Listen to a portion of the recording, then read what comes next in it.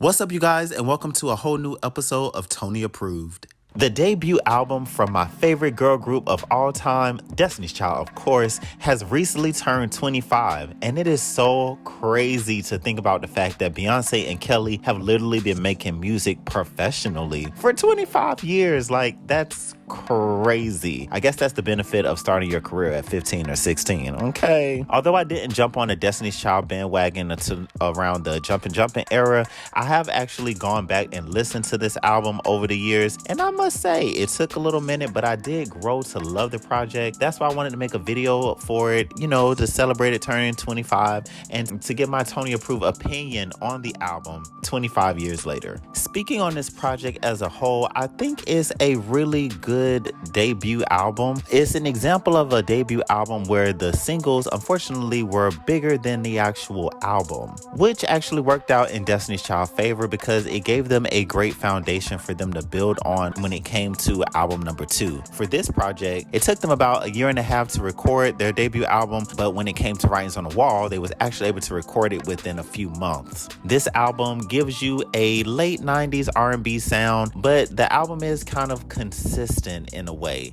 I feel that it sticks to a specific sound, and even the lyrical content is kind of in an R&B safe space a little bit. They don't really push the envelope too much with the lyrics, and I'm able to actually say that because the girls actually only participated in writing like 3 of the 12 songs on the album, and I think we're able to get a more personal feeling from the records as their career continued, which when you look back at this album, because of that, it makes you see how much of a safe space they actually stayed in for this album. Let's just put this album out, get our feet wet, and see where it goes from there. You're definitely going to get some great vocal moments on this album as well. When it comes to the album cover, I would actually give it a 3 out of 5 rating because it's a honestly very simple picture. I do like the fact that all 4 girls got equal space in the image and the fact that they didn't put their lead singers in the middle. I think that's a way of speaking without speaking. Destiny's Child was together since they were 8 or 9 years old, so they had a lot of time to grow up and become very comfortable in the positions that they played in the group. Even though they ended up breaking up, this is a great example of how you can understand it. Everybody knew exactly what their positions was. Beyonce and Kelly were the lead singers, LaToya and LaTavia were the backup singers, where they didn't get as many lead parts, but everybody respected everybody's position. I also think it's very cute that when you look at the title of the album, with it being self-titled,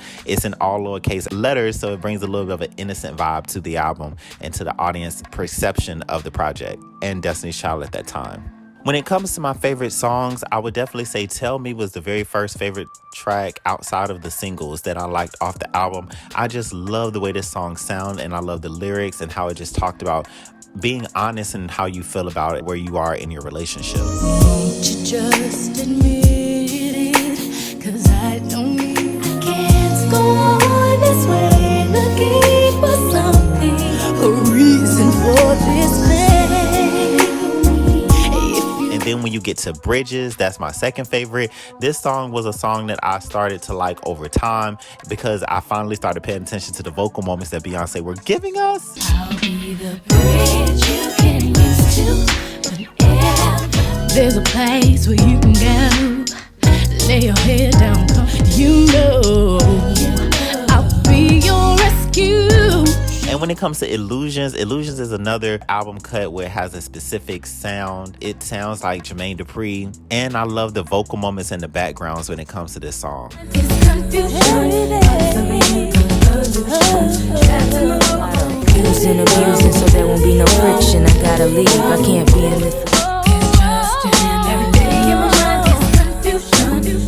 When it comes to the favorite features of this album, there are only 2, Master P and Wyclef Jean. So I would most likely give my favorite feature to Wyclef because of what he did with No No No and how he turned that into a massive club success. When it comes to the videos for this project, we technically only got 3 singles. We got a video for both No No No Part 1 and 2, which are both equally respected by the fan base. Fans actually draw more to No No No Part 1 than they do Part 2 because it's a slower down R&B version. It sounds real smooth. It's their very first video, and it also has Immature in the video as well. But then when you get to No No No Part 2, that was a turn up record, and a record that was able to pull in the casual fans and hit the major success. So of course it's gonna get a whole lot of love because it was getting a lot of love when it debuted. And then we have the honorable mention video for Get Off the Bus, which was their song off of the Men in Black soundtrack. This video is rumored to have been co-choreographed by Aaliyah, which I believe is true only because Timbaland was on the beat, and you know, Destiny's Child and Aaliyah were honestly around each other during this time, so I love to think that that's actually a true fact. But my favorite video would definitely have to be the With Me video, which features Jermaine Dupri. I like this video because it's cool to look at. I like the fact that they chose 4 different scenes to introduce each member of the group and display their name on the screen, and I like the fact that this song actually tells the story of a relationship from another woman, aka the girl that took your man. In closing, my final thoughts on this album is it's still really, really good. And I feel like if you're a music lover or if you're a fan of any of the 4 ladies in this group at the time, you could definitely go back and listen to this album and get a vibe and enjoy it. I'm not gonna lie, it is a little dated. It doesn't have that major classic R&B sound from the 90s that you may actually be able to gravitate it to.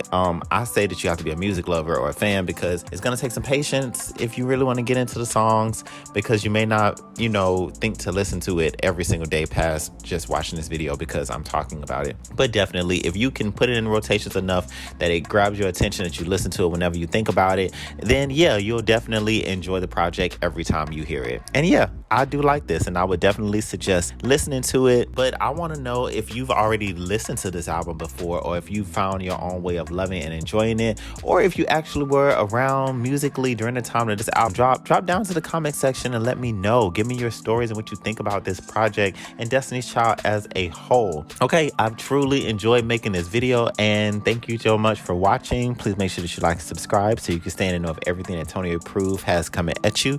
And yep, just like that, God bless.